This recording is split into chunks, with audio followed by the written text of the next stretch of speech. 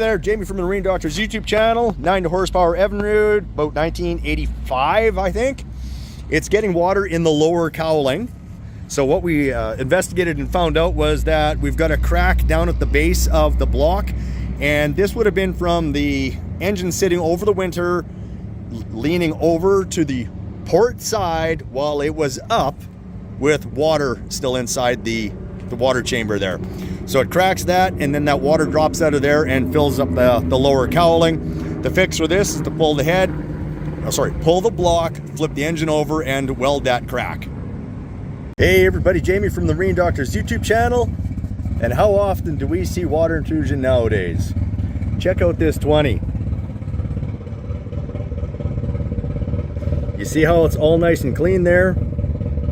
Should be carbon there, and there should be carbon down on the inside as well on that sidewall. Carbon's been washed away and steamed clean by water. And then if we look at his cover seems fine, but it's more so, everything that's in there is washed clean. So he's got low compression, engine's gonna be a fail. Hey everybody, Jamie from the Marine Doctors YouTube channel. We're working on a 50 horsepower Johnson. We've gone ahead and pulled the power head off because we cannot draw fuel through to the bottom cylinder and there appears to be water intrusion. Here's the engine running on the top cylinder, but it won't fire on the bottom cylinder. But the water intrusion, and this is really strange, is coming out through the top cylinder's exhaust port. And then maybe getting drawn into the bottom one, allowing it to not fire and washing the oil off the walls.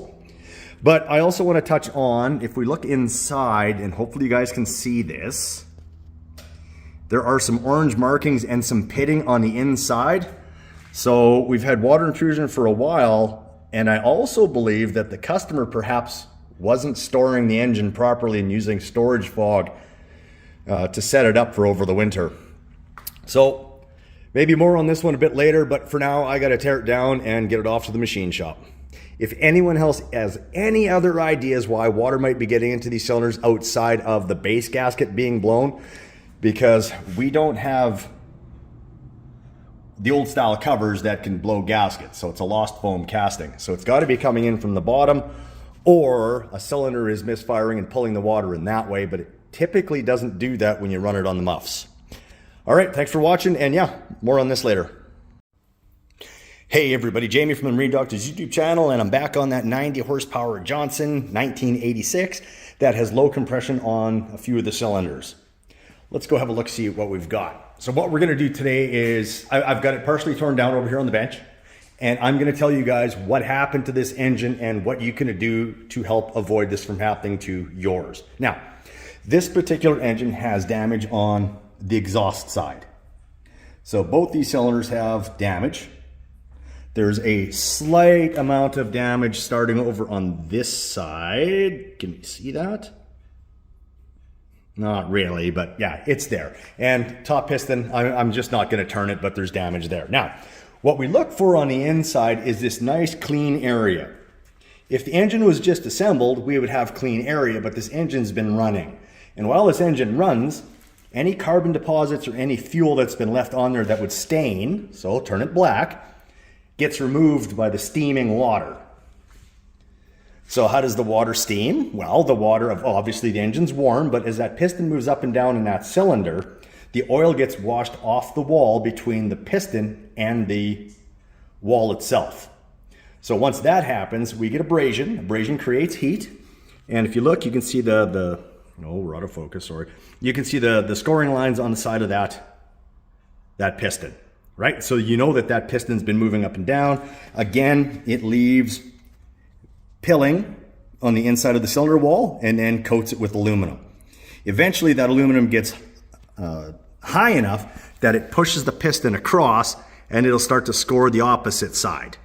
So we've got very light scoring that's inside there. I don't know if you can see it on the camera. Try and lock it in, but it's there, right? Okay, so we know that water got in, but how did the water get in? This is the cover that was on there, and we can see that it is, again, clean down at the bottom where it's been steamed off nicely, and then kind of where it's been firing, but we can also see the swirl marks on there, that means water's been getting at the top cylinders as well. Now, what causes this? Sorry, back to that. When they reassembled this engine after doing the rebuild, they didn't tighten this or torque this properly, or maybe what they should have done is, we don't know how it originally failed, they probably should have used a sealer on here so that this wouldn't happen again. So outside of the torque, obviously, caused issues. Some of them I could spin off with just a wrench by lightly pushing on it. See, look down the middle, that wasn't tight. And that's where the water gets through. So they didn't torque it, and they didn't correct the initial problem, which possibly is this plate might be warped, or there's some damage here. So they should have used a sealer to alleviate this problem. So we see a lot of these engines coming in with this failure, whether it's the flat back, which is this, or the bubble back, which I don't have, but the typical 140 and newer 115s had that big bulge that was down here at the bottom that stuck out. Those gaskets will fail. Now, a telltale sign of that, outside of removing the heads and looking inside, is we'll typically have some burn marks down on the bottom where the thermostat casing is, the thermostat housing, or we'll see some burn marks on the sides. If we see any kind of discoloration on those sides, i.e. burn marks, we pop that cover off, we clean it up, resurface it if necessary, seal it back up, put it back on. So that's why this engine failed. It was due to water intrusion, due to a failed gasket that was not originally corrected by the original people that rebuilt this engine. So now the guy's on the hook for another, well, what? $3,000, $4,000 by the time it's done. These cylinders are already at 30 thousandths, so we're probably going to end up taking them up over 40 thousandths. Well, 40 thousandths minimum, I think. I'm hoping we stop at 40 thou.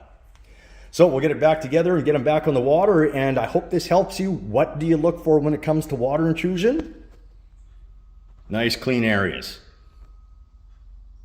Now keep in mind, on some product, water intrusion can be done in a different way.